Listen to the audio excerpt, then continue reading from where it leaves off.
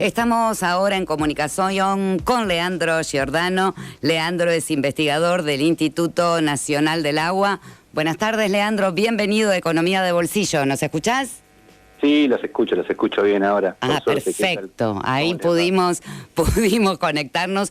Parece que es complicada la cuestión de internet hoy. Está muy inestable, así que ahora estamos por teléfono. Bueno, Leandro, vos trabajás en el Instituto Nacional del Agua, sos investigador en la Dirección de Sistemas de Información y Alerta Hidrológico y en principio queríamos consultarte para entender lo que está pasando en Uruguay, en Montevideo específicamente, que bueno, estamos llenos de noticias estos días sobre la crisis que está viviendo Montevideo, quedándose prácticamente sin agua potable. ¿Vos nos podés explicar un poco esta situación? Bueno, mirá, en general, digamos, como hacer un análisis profundo, digamos, y tener, digamos, como verdades sobre lo que ocurre, verdades en términos de, digamos, de alguna aproximación así muy... Lo que puedo hacer, quiero decir, es algo más bien somero, porque nosotros nos dedicamos más que nada al monitoreo, digamos, de los ríos Paraná, Uruguay y Paraguay, y por ahí no estamos centrados en analizar lo que ocurre necesariamente en el territorio uruguayo, sino más que nada, viste, en nuestro territorio en términos de crecidas y bajantes. Claro. Ahora bien, digamos, gran parte de Uruguay está dentro de lo que es Cuenca del Plata, digamos, y hemos visto que muchos sistemas fluviales de Cuenca del Plata, principalmente los más grandes, los más importantes, sobre todo el Paraná, en los últimos años han exhibido, digamos, un fenómeno que ha sido bastante inusual, que es digamos, una bajante pronunciada, muy pronunciada y duradera, que hoy en día en el Paraná estamos en una situación bastante distinta, digamos, a los años precedentes, si bien todavía tendría que levantar para normalizarse, pero es muy distinta, digamos. Vemos que en otros sectores de Cuenca del Plata, digamos, el escenario de déficit o bien persiste o bien se ha intensificado, ¿no? Eso sí podríamos decir que lo observamos y ahora con las noticias aparece esto de Uruguay, ¿no? Entonces, por ahí para aportar, digo, digo, cuando decía no verdades es que no tengo nada determinado, digamos, tendría que ponerme a investigar mucho el tema como para llegar a decirte es esto y claro, esto, ¿no? Y por el momento nosotros los ojos los tenemos puestos en otro lado, por eso quería como poner cierto reparo ahí. No, y aparte que obviamente tiene un componente de decisiones políticas y económicas. El expresidente Mujica estuvo haciendo declaraciones estos días diciendo que no se habían hecho las inversiones necesarias para asegurar la provisión de agua potable porque se había privilegiado no tener déficit fiscal y ahora se encontraban con este problema. Pero bueno, yendo específicamente a lo hidrológico. Claro, exacto. Desde el cuadro hidrológico, ¿qué se puede decir? Es decir, lo que te digo es, digamos, yo tendría que meterme a hacer todo el ejercicio que hacemos con lupa en nuestro territorio, en ese territorio, como para poder decirte, darte un dictamen hidrológico, esto es así con 90% de probabilidad. Ahora, a grandes rasgos, los grandes números, o sea, no el grano fino, que yo no te lo puedo explicar, eso es lo que quiero decir, a la escala propia de ahí, ¿no? Sino el grano grueso, que sí podríamos explicarlo, porque vemos todos los días la cuenca, porque hacemos balances todos los días en la cuenca, corremos modelos y demás. Bueno, es el siguiente, digamos, la recuperación de los grandes sistemas fluviales, sobre todo el Paraná, tuvo que ver con un verano anómalamente húmedo en las nacientes, ¿no? En el Alto Paraná y en el Alto Paraguay.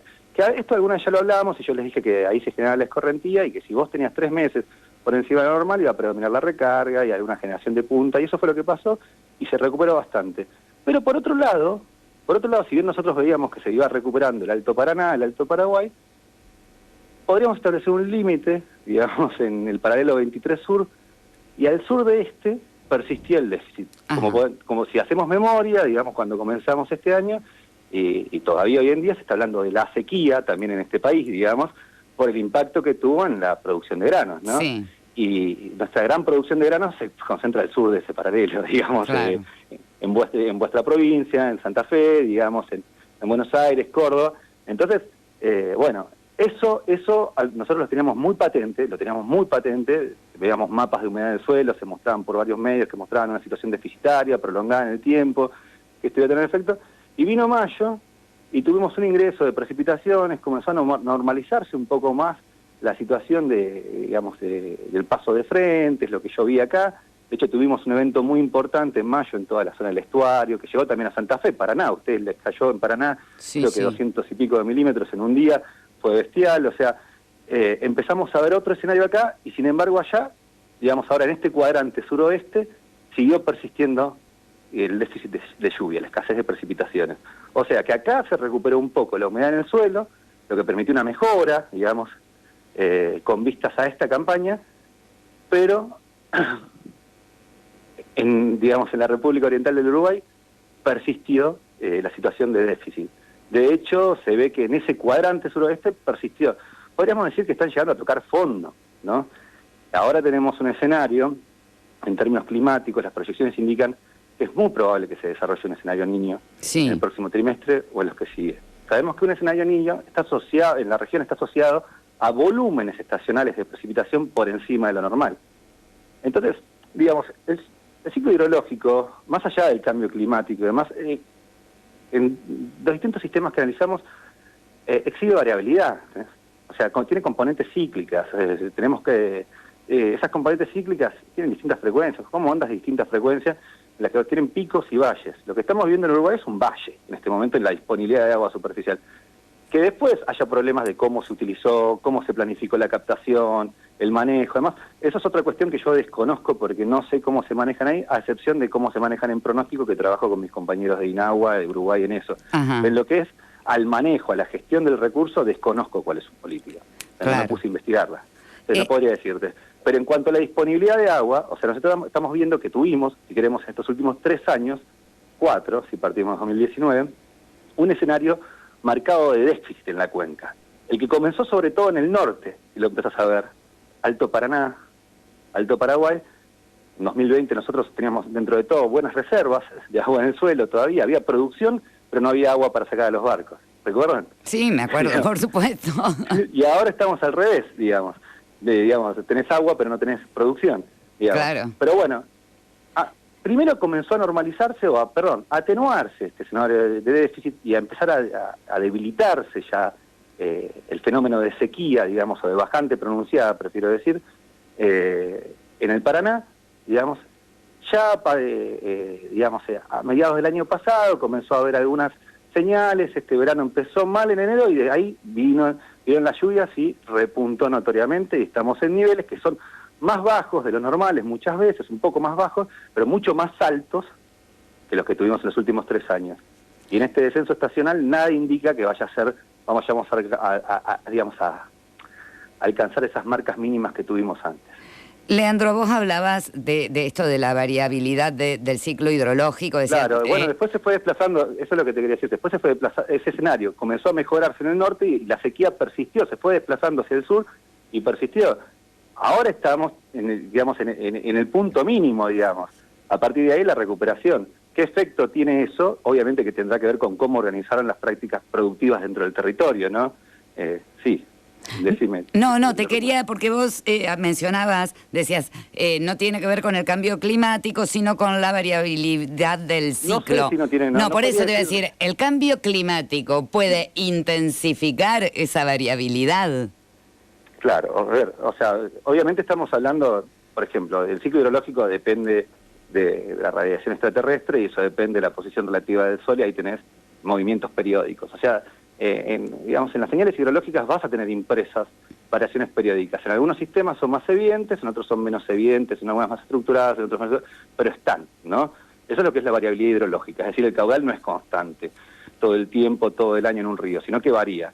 A veces está bien estructurado eso, hay una estación húmeda, una estación seca, por ejemplo en el Paraná, y hablamos de un régimen donde esa variabilidad tiene una fuerte estructura y a veces no está tan estructurada y, digamos, es independiente de mes a mes, como se observa, digamos. Entonces no hay un régimen muy fuerte porque las lluvias mismas no tienen esa variabilidad. Por ejemplo, lo que pasa más en el Uruguay, en el río Uruguay, Alto Uruguay, Iguazú. Eso es variabilidad hidrológica. Cambio climático tiene que ver en todo caso en variaciones en las medidas de posición de esta distribución, la media, o los desvíos, o lo que vos mismo estás diciendo, en un incremento de esa variabilidad. Por ejemplo, una de las posturas de quienes investigan y sostienen, y yo te digo, no te puedo decir porque no investigo eso, sería una falta de honestidad decirte de mi parte, che, sí, es esto, ¿entendés? Sé que sí o sí tenemos variabilidad climática. Quienes, digamos, estudian, investigan y se dedican 7 por 24 horas, a 24 horas, te van a decir, bueno, uno de los impactos que tiene el cambio climático es un incremento en la variabilidad, ¿saben? Es decir, en la dispersión de estas señales, ¿no? Es como que extendieras las colas, ¿no? Digamos, de alguna forma. O sea, en promedio vamos a tener valores semejantes, pero vamos a tener una variabilidad mucho más notoria, o sea, la dinámica va a ser más fuerte. Eso es lo que postulan, ¿no? Digamos. Claro, no, lo preguntaba también pensando en esto de cómo prepararnos en la administración del recurso ante escenarios que puedan repetirse o aparecer en la Argentina, como el que está viviendo Uruguay, ¿no? Bueno, una es digamos,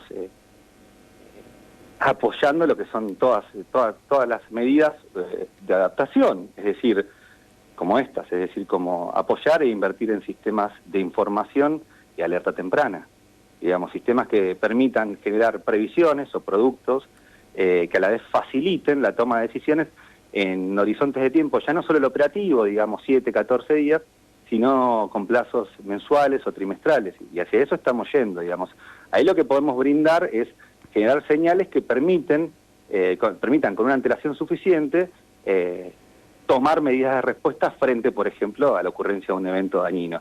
Si la variabilidad va a ser más intensa, te conviene tener estos sistemas operativos debidamente equipados, digamos, como para anticiparse esos cambios bruscos, y al mismo tiempo, por otro lado, como vos dijiste, tenés que tener, digamos, una planificación territorial y una política también que frente a los dispositivos, los avisos que te produzcan estos sistemas de información y alerta, diseñe, digamos, un correlato de acciones que de alguna forma, digamos, esté orientada a atenuar ese daño, digamos, o inclusive ya una vez conociendo, o sea, cuando se dan a conocimiento, porque también lo que nos falta es mucho conocimiento, hay que ser sinceros, digamos, no sabemos 100% qué está pasando, estamos aprendiendo. Entonces, a medida que uno tiene conocimiento, va monitoreando, va viendo cómo se mueve esto, también puede planificar en función de esa variabilidad que está observando. Digamos, así como, por poner un ejemplo muy llano, digamos, nada, como se planificó la vida en Egipto con el Nilo, digamos, ¿no? Ahí tenés variabilidad hidrológica y producción de la mano, como un ejemplo típico, ¿no? Digamos, sabían cuándo venía la crecida y en ese momento, después de la crecida, era cuando había que sembrar, ¿no? Claro. Entonces se organizaba todo en función de eso. Bueno, acá lo que pasa es que por ahí el territorio no se organizó en función de esa variabilidad. Entonces ya te encontrás con ese problema.